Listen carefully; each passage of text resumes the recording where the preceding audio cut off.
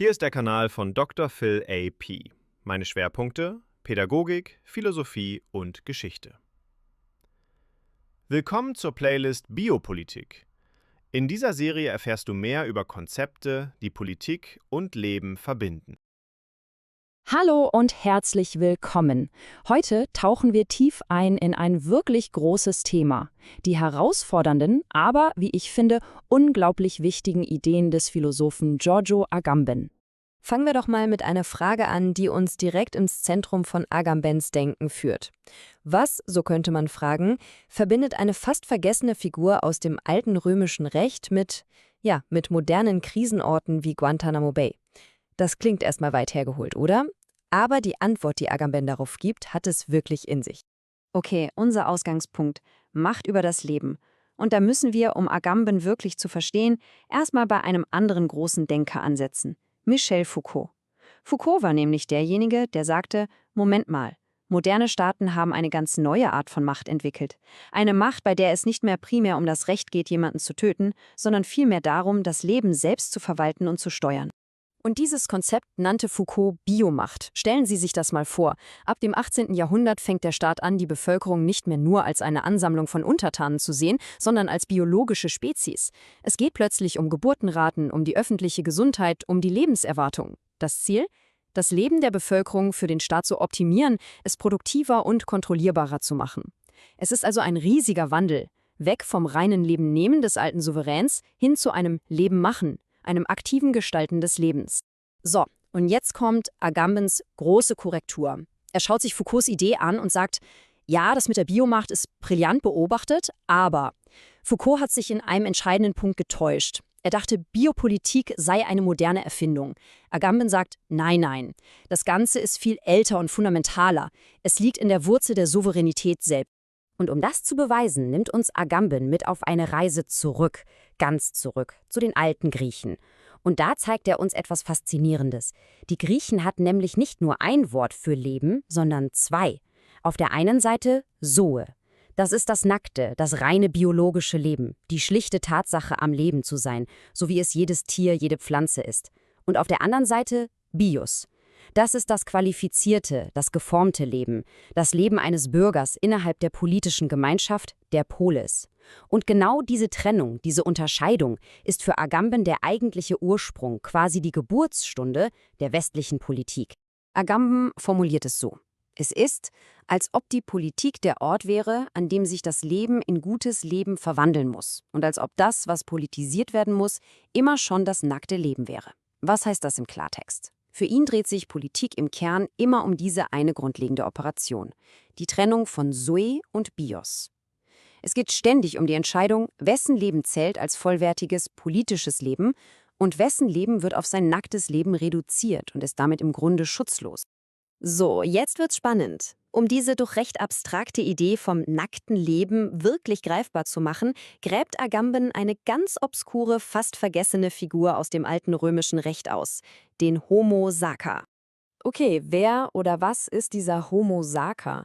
Das ist jetzt wirklich faszinierend.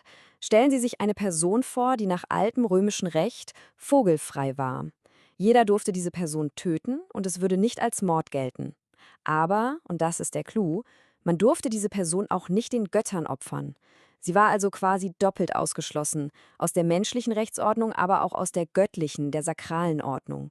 Und genau deshalb ist der Homo sacer für Agamben die perfekte, die leibhaftige Verkörperung des nackten Lebens. Die große Frage ist jetzt natürlich: Wie schafft ein moderner Staat solche Figuren wie den Homo sacer? Gibt's das heute überhaupt noch? Agamben sagt, ja. Und er zeigt auf einen ganz bestimmten politischen Mechanismus: den Ausnahmezustand. Und hier borgt sich Agamben eine berühmte Definition vom Staatsrechtler Carl Schmitt. Souverän ist, wer über den Ausnahmezustand entscheidet. Das muss man sich mal auf der Zunge zergehen lassen. Die ultimative Macht des Staates, des Souveräns, liegt also nicht darin, Gesetze zu machen. Nein, die wahre Macht zeigt sich in der Fähigkeit, die gesamte Rechtsordnung einfach auszusetzen. Und diese Logik der Ausnahme folgt einem klaren Muster. Schritt 1: Der Souverän, also der Staat, erklärt den Ausnahmezustand. Schritt 2: Die normale Rechtsordnung wird einfach mal auf Eis gelegt, suspendiert. Und was passiert dann? Es entsteht eine Zone, ein Raum, in dem das Gesetz nicht mehr gilt. Ein Raum, in dem Recht und pure Gewalt plötzlich nicht mehr voneinander zu unterscheiden sind. Und jeder, der sich in dieser Zone befindet, wird effektiv auf sein nacktes Leben reduziert. All seine Rechte als Bürger sind weg. So, und jetzt führen wir all diese Fäden zusammen. Das nackte Leben, der Homo sacer, der Ausnahmezustand, all diese Konzepte verdichten sich für Agamben an einem ganz konkreten, erschreckenden Ort: dem Lager. Das Lager ist für ihn das Paradigma, also das Urmodell, wo die Ausnahme zur Regel wird. Das Lager, so Agamben, ist der Raum, der sich öffnet, wenn der Ausnahmezustand zur permanenten Realität wird. Und das ist jetzt ganz wichtig. Wenn Agamben vom Lager spricht, meint er nicht nur die Konzentrationslager des 20. Jahrhunderts. Für ihn ist das Lager kein historischer Betriebsunfall, keine Anomalie. Nein, es ist die logische, fast zwangsläufige Konsequenz einer Macht, die das nackte Leben verwaltet. Es ist der ultimative Ausdruck von Biopolitik. Was genau macht das Lager also zu diesem Paradigma? Nun, es ist ein physischer Raum, der ganz bewusst außerhalb der normalen Rechtsordnung steht. Es ist der Ort, wo die Ausnahme zur alltäglichen Norm wird. Hier trifft die pure, souveräne Macht direkt auf das nackte Leben der Insassen, ganz ohne den Filter von Gesetzen oder Rechten. Agamben nennt es den absolutesten biopolitischen Raum, der je realisiert wurde. Ein Ort, an dem es keinen Unterschied mehr gibt zwischen dem, was Fakt ist, und dem, was Recht ist.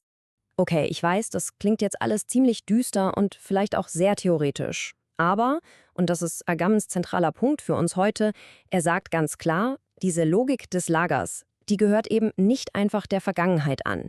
Sie ist immer noch da, sie umgibt uns. Und damit stellt uns Agamben eine wirklich unbequeme Frage, die wir uns alle stellen müssen. Ist das Lager wirklich nur ein historisches Phänomen? Haben wir diese Zeit wirklich hinter uns gelassen? Oder existiert seine Logik vielleicht doch weiter in neuen Formen? Und wenn man Agambens Brille aufsetzt, dann sieht man plötzlich überall solche modernen Räume der Ausnahme. Denken Sie mal an Aufnahmezentren für Flüchtlinge und Migranten, an Sonderhaftanstalten wie Guantanamo Bay, sogar an die Transitzonen an Flughäfen, in denen Asylsuchende manchmal wochenlang festsitzen. Agamben geht sogar so weit, dass er den Reanimationsraum im Krankenhaus für Hirntote nennt. Das sind alles Orte, an denen die normale Rechtsordnung zumindest teilweise ausgesetzt ist und wo Menschen primär als biologische Körper verwaltet werden, nicht als Bürger mit vollen Rechten. Und das führt uns zu Agambens wirklich erschreckender Schlussfolgerung. Er sagt, das Lager ist zur verborgenen Matrix und zum Nomos des politischen Raumes geworden, in dem wir noch immer leben. Nomos, das heißt so viel wie das grundlegende Gesetz, das Ordnungsprinzip.